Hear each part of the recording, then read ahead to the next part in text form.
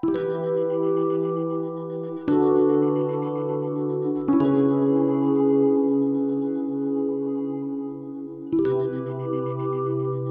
China Science Bridge project has two main arms. One is research collaboration, high quality research between the UK and Chinese academic partners, the UK side being led by the University of Bradford. It also has an open innovation arm where we're bringing together companies, clinicians, academics with Chinese counterparts to create new technologies and new joint venture companies between the UK and China. Originally, the China program came about by accident, really. I think people weren't that aware of the China opportunity when we first started. Initially, we went to an international exhibition in China and started to network. Very quickly, we realized that China was moving from commoditized product to differentiated product and needed the sort of research and technology capabilities that we had. And so we started to build networks, we started to succeed in joint funding applications with the Chinese government, we started to work with Chinese companies. The UKTI passport to export program has been very helpful, particularly in the early stage of our China program. UKTI got involved very early on in the project with some meetings between myself, Paul and Chun. It became apparent at that stage that joining Passport to Export would be a good way of helping to develop the skills within the company, as well as accessing the matched funding that was available through Passport. The Passport scheme also allowed us to access the Targeted Export Support Scheme, which was run within the region, which again gave the IPI access to funding which supported their in-market activity. The training program being immensely helpful, particularly for myself. I come from an academic background, and that Passport Export training program helping me to understand business landscape and practice, and internationally. Being able to, for example, get engaged with people, networking in conference more effectively. So it's been very, very helpful. We also encourage them to contact the embassy in Beijing and the consulate network in China.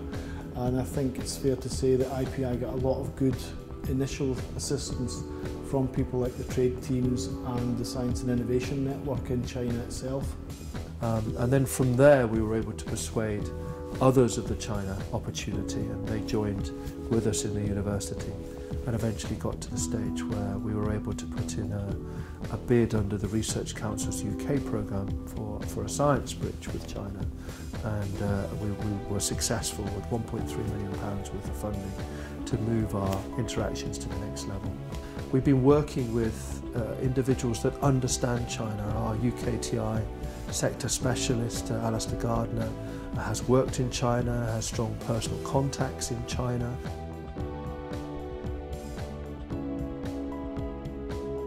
We've been very fortunate to have a China program manager who's a Chinese national who understands the cultural challenges in China and has helped us to navigate our way through the relationships and to build the contacts necessary. So maybe we can talk about some of the challenges that you've had. To me, the biggest challenge I still feel is culture differences between UK and China. For example, UK is an international, very international country compared with China, much more international. I think one of the main things is really seeing that the current models of international trade are a bit different in China. You know, you're not going to get on a plane, go to a conference, impress somebody and walk back, or come back rather with a contract. It just doesn't work that way. What you're looking to do is to build multiple relationships, understand that quite complex political and social landscape.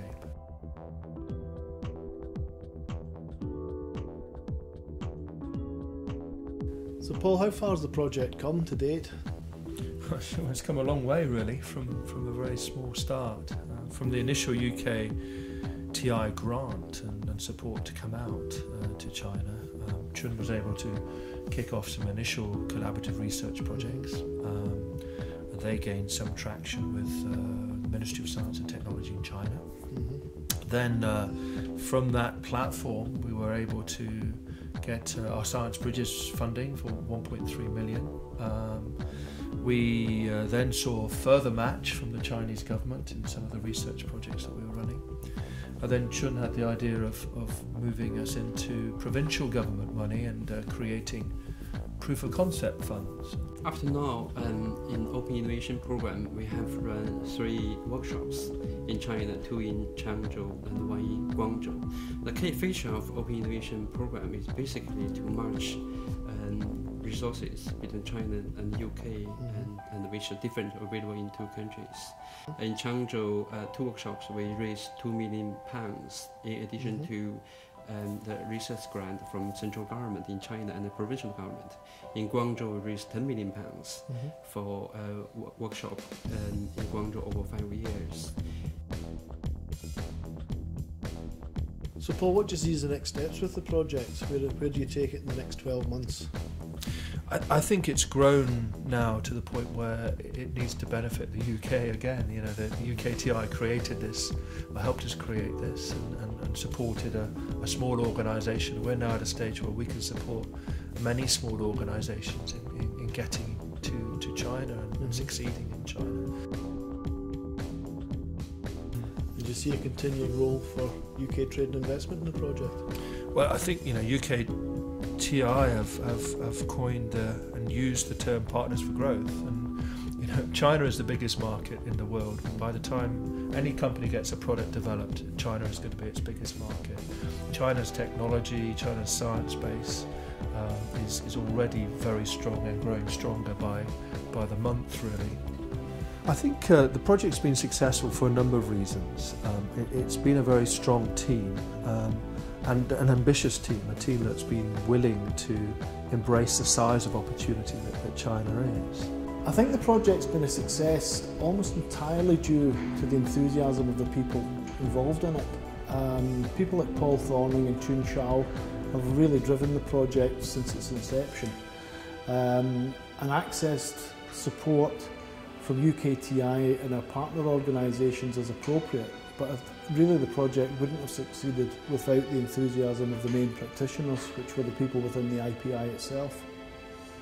China's been a lot of fun, first and foremost. It's a hugely enjoyable experience. The cultural fit between the UK and China is a surprisingly good one. Similar senses of humour, similar approaches to courtesy and to the value of relationships.